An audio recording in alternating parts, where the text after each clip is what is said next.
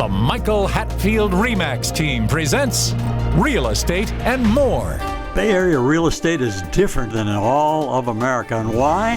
What's up with home buyers? What's on sellers' minds? How is the market? And much, much more. Now, here's your host, Michael Hatfield. I say, welcome back to the Real Estate and More show, where we explore the exciting world of real estate and take deep dives into fascinating topics beyond the home market.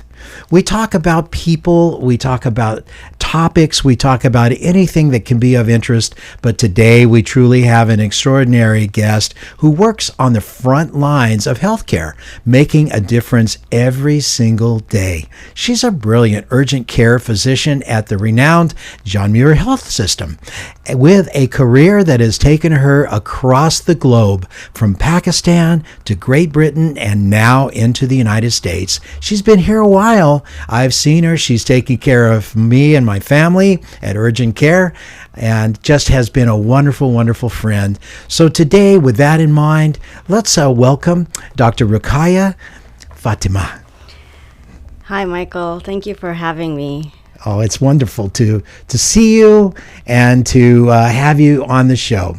So your journey, let's start right out of this. Your journey as a physician has taken you across continents, exposing you to a wealth of different medical experiences. What does it take for someone to follow in your footsteps to become a highly respected doctor like yourself? Michael, I think I would probably attest for a lot of physicians that are currently practicing and that are training. It takes a lot of grit and compassion and passion and persistence and hard work. For me personally, I was just always in awe of the human body, just from the cellular level to the multi-organ systems, and they work, so beautifully in sync. So I just was always gravitated towards human physiology. And then, I realized early on that I like talking to people and learning from them. So medicine just seemed to be the natural progression of my career, and that's how it happened. So if somebody was really interested in following in your footsteps, you would suggest having that credible interest in health, in people, in their bodies. I agree. I think just the science of the human body, but also, being a people's person, where you actually genuinely care about people when you realize that medicine is, and very early on, I realized medicine is not just about, disease. It is, for most part, it's disease processes and the morbidity and mortality of disease, but it's so multifactorial. Oh, man. It's so much to consider when you're treating a patient.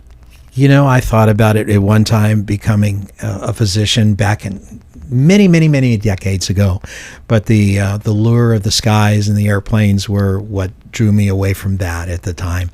But it would just be a fascinating career because you can never dive deep enough into what is challenging you as a person, I would think. Yeah, that's true. And I feel like as all professions, and I'm sure flying was amazing and so exciting. You help people. You're serving people. Medicine is just like you're doing it at a very intimate level. And there are people that make huge differences in people's life.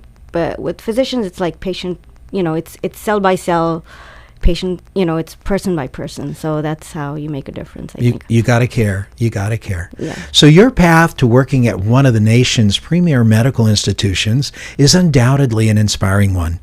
Could you take us through your personal journey? Where did you start with this medical career and your life, and how did you end up here in the San Francisco Bay Area, the wonderful San Francisco Bay Area? Oh, I love this place. It's so diverse. I grew up in the Middle East in Abu Dhabi. It was back in the day. It was it was a bubble. We had it was a resource. It was a first world country per se, and there was absolutely not one issue that I encountered growing up, because we were just a bunch of young expatriates, that were working and our tax-free income. Everything was paid by my dad's work, and you went to best schools, and there was no, it was heaven. It was just a bubble. Pakistan was where I actually was born. That was where I was originally from. So when I finished high school, and in those days, well, even now, you are supposed to pick your career when you are done with high school. Which was kind of hard, because I was leaning towards medicine, but I was not quite convinced that was the right path for me. But there's some people in your life that change the course of your trajectory, and I feel teachers are so important. I had a professor that was from a chemistry professor. He was a really fine guy, a PhD, and he said to me and my parents, like, no, she's meant to be a doctor.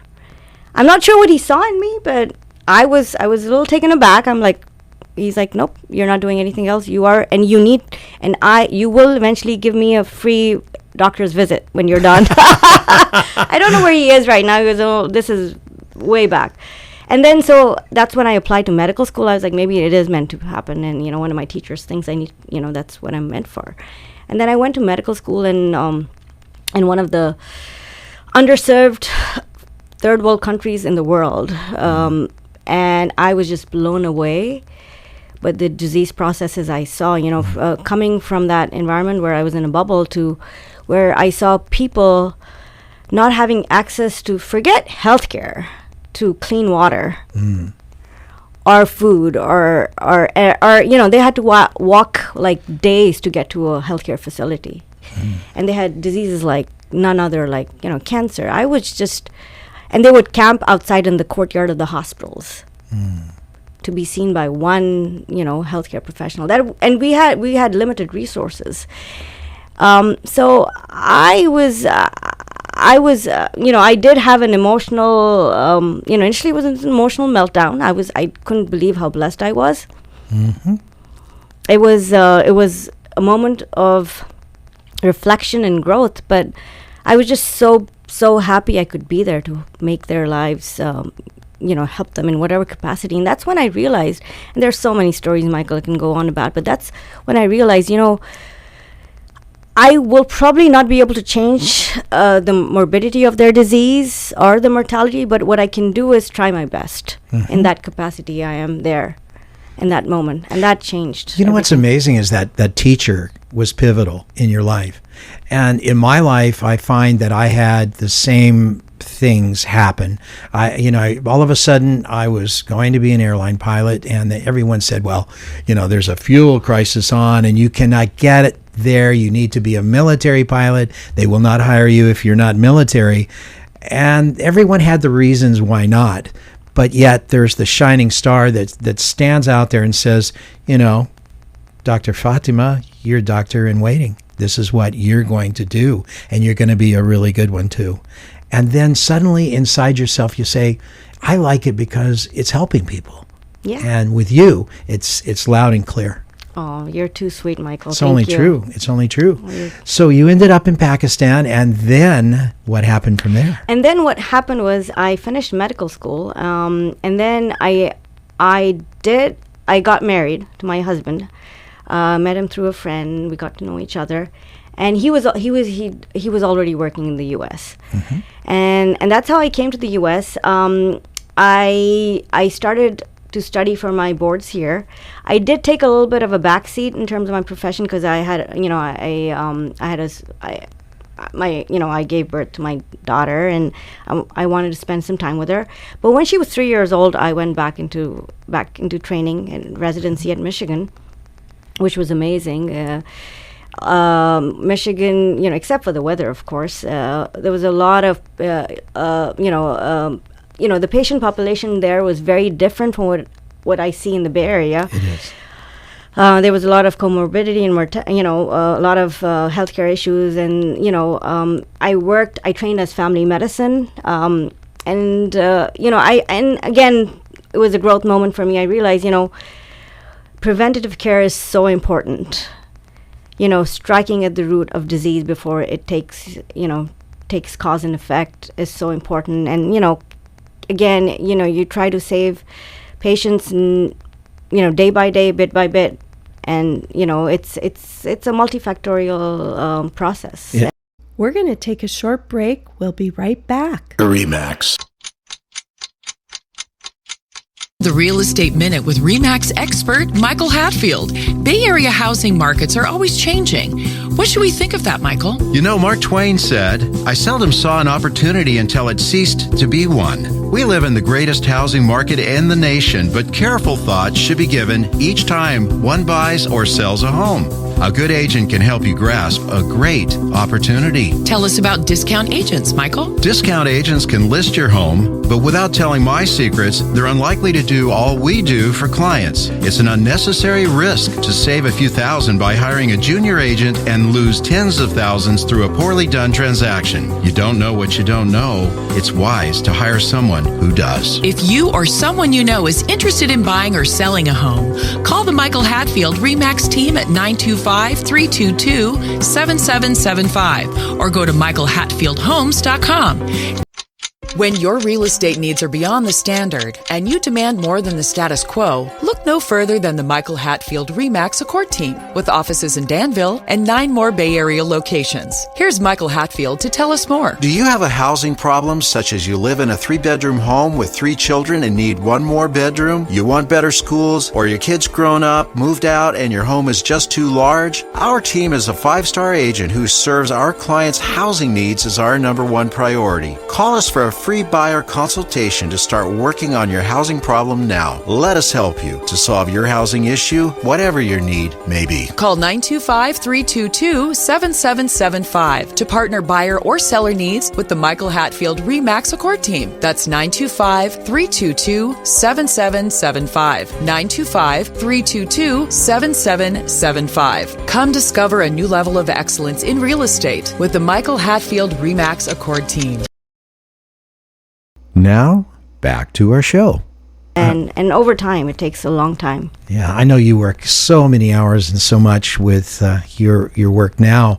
I got a question. The term urgent care, it's bannered around a lot these days, and obviously it has a very good purpose in the medical system. Can you explain a little bit about that? Sure. So I think, urgent care came in, it's relatively newer healthcare facility. The concept is, I think, to take burden off from ER and also, a lot of primary care. We see a lot of acute care issues. So anything, we can have anything walk through the door potentially, but anything from, colds to musculoskeletal injuries to minor trauma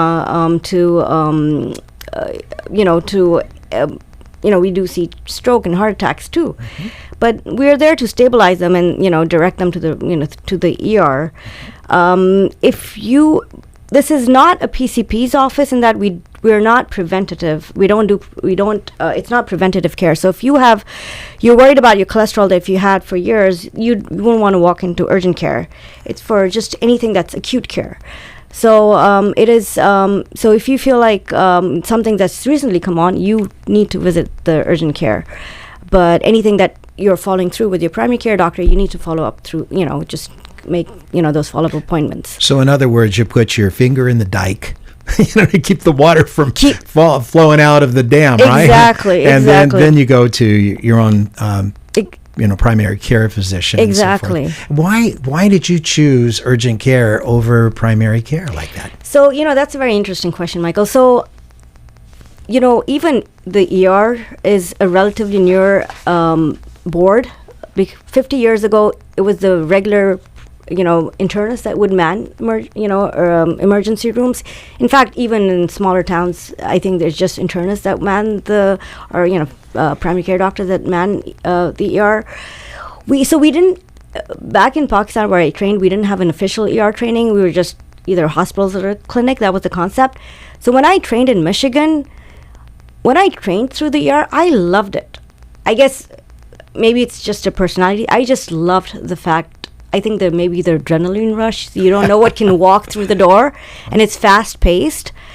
So when at that point I was already in training, so I was like, oh, I wish I had known this before. But then urgent care for me, once I graduated, was the closest thing to being in the ER. And in hindsight, it worked out better because there's no overnight. So it's a better lifestyle. It's a lot the same, though, I would think. Yes. What can you walk us through a day that you see some different types of cases that come in the door? We touched on it earlier, but I know that you might get somebody come in with a bee sting, but that bee sting could be a lot more serious than what people would actually like to think about. Yes. So, a bee sting, for example, could, there's, it's usually an allergic reaction.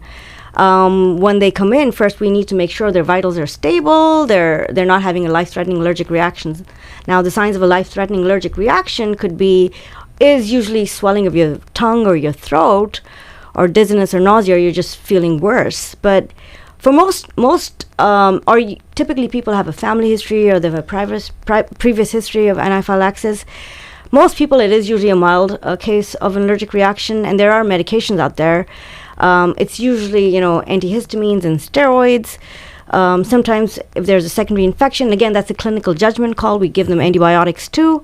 There is certain, disadvantage to overusing antibiotics, which in terms of resistance, and that's all that's discussed in that 10-minute visit, 15-minute visit that we have with patients. But yeah, anything from chest pain to stroke to abdominal pain to UTIs to allergic reactions, you name it, Michael. We see everything. We also do procedures like abscesses. We drain INDs. We do laceration repairs, toenail removal, foreign body removal. So it is very interesting, and it's so diverse in terms of what we see. Do you have a really interesting case that came to you that you recall that obviously de-identify, but I mean one that came to you that you just keep thinking about? How could that have happened, or boy, that was unusual, or something of that nature? On a general note, I think in the urgent care, what I personally feel is a little challenging is mental health. Because we have like that 10-minute slot, and we have to connect with the patient, and we have to have them trust us. And a lot of, that's very challenging. So that is a general, mental health, and because a lot of these patients that have mental health disease don't want to go to the doctors or never go, or you're generally not following through. So it is a process where we are that turning point sometimes where we make sure that they're the trajectory is in the right direction. Like I once had this patient, and I didn't realize that she was clearly going to end her life, and I had that 10 minutes, and then I had and obviously I took more than 15 minutes with her, but then she said me, I've saved those notes for when after I retire, but she's like, Dr. Fatima, you changed the trajectory of my life. So, those things I remember. And then, of course, medically, there are certain things you see. For example, I saw a rash that seemed like a regular rash, but, when you send them to the dermatologist and you realize this is a tumor, neurofibromatosis, which is like a tumor of the skin, of the nervous system that presents as lesions on the skin. So that's like mind-blowing. You're like, when you look back, so you can see a lot of diverse disease processes and, and then learn and look back.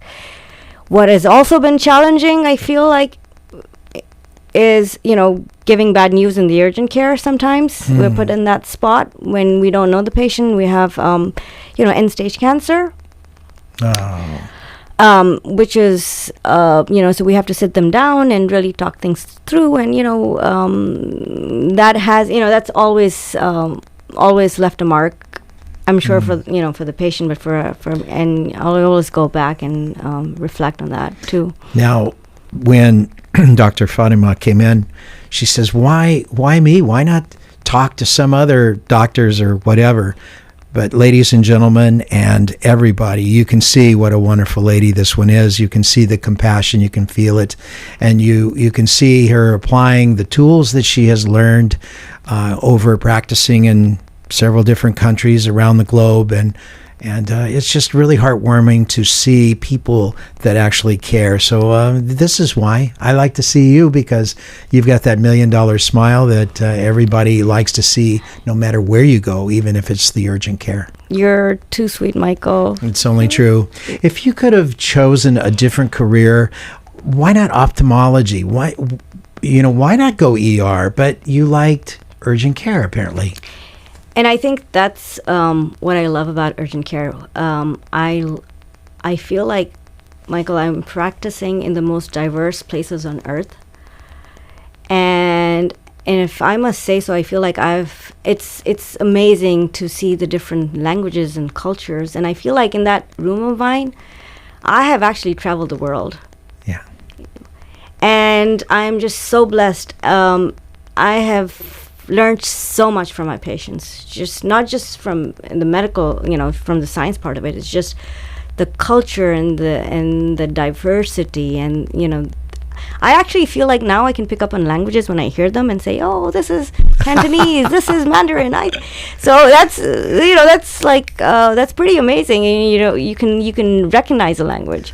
So and I never realized, and I don't think if I practice anywhere, like, just because we have such a high turnover of patients. Primary care is different, or even specialists, they have patient panel. They don't, but we see probably 30 new faces every day.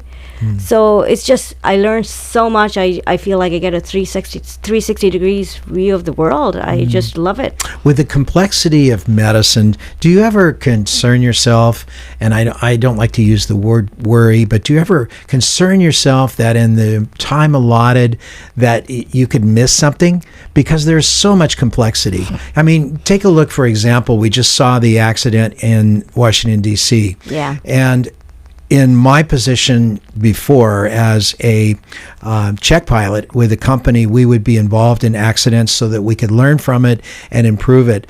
Do you feel that when you go into the urgent care rooms and you meet these people, that you gotta kind of use your intuition to say, what's going on here? Absolutely, Michael. And one thing I realized, it is a very high stress job, just the way it's paced. You have 15 minutes, and your decision can make or break a patient. And sometimes you have to kind of make that call and say, is this patient safe to go home?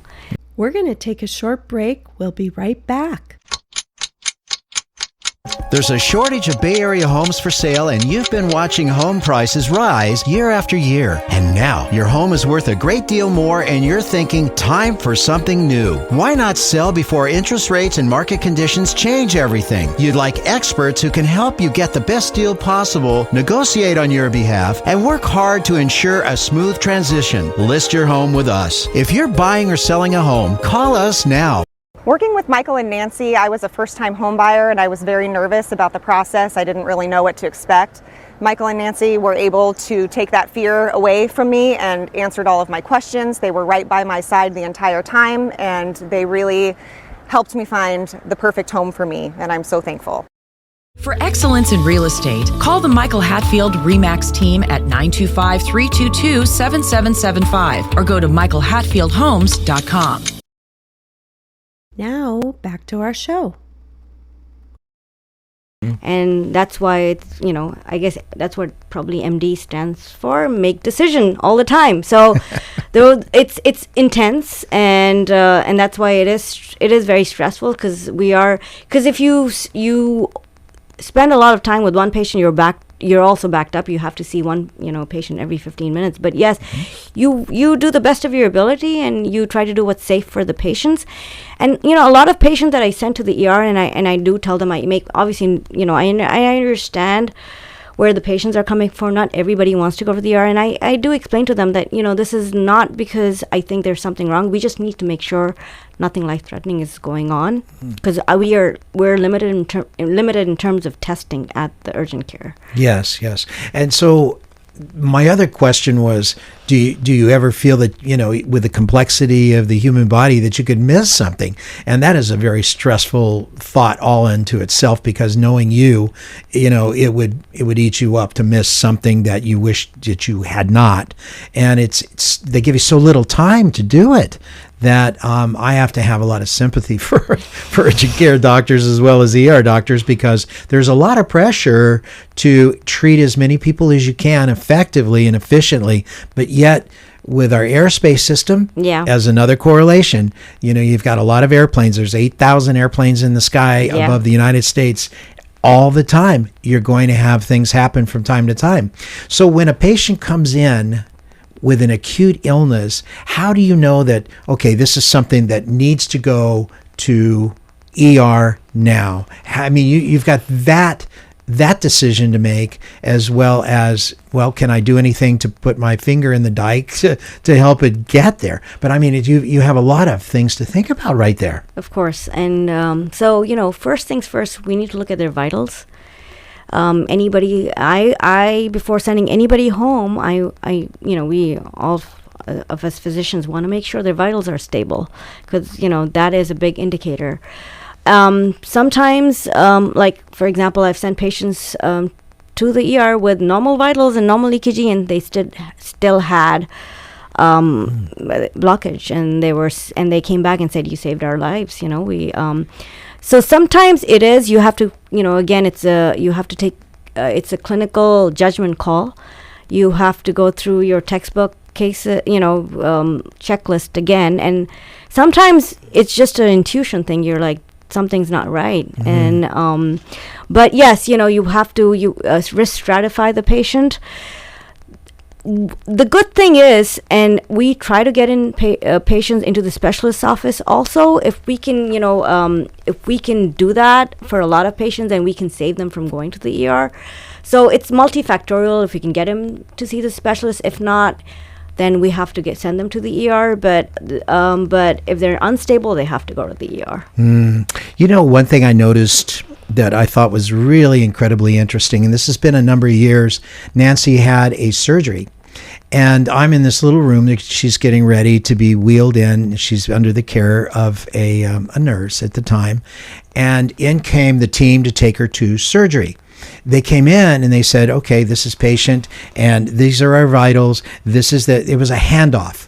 And incredibly, and there's not too many people who argue with me about this, but they learned that from the airline business. The handoff of the patient from that room to the team taking them to the surgery, so to speak. And I imagine you have those type of systems also in place that will protect the citizens that come in there and absolutely are lucky enough to have you. Oh, that's sweet, Michael. But yes, absolutely. We always give handoffs. Sometimes physician to physician, sometimes it's RN to the RN, depending the complexity of the patient, when we are sending patients over to the ER or when we are sending patients over to the specialist, just to get us, just to make sure that the transition is safe. Some patients we have to send by ambulance too, and we have to give report, to the medics, paramedics, and they take the patients over.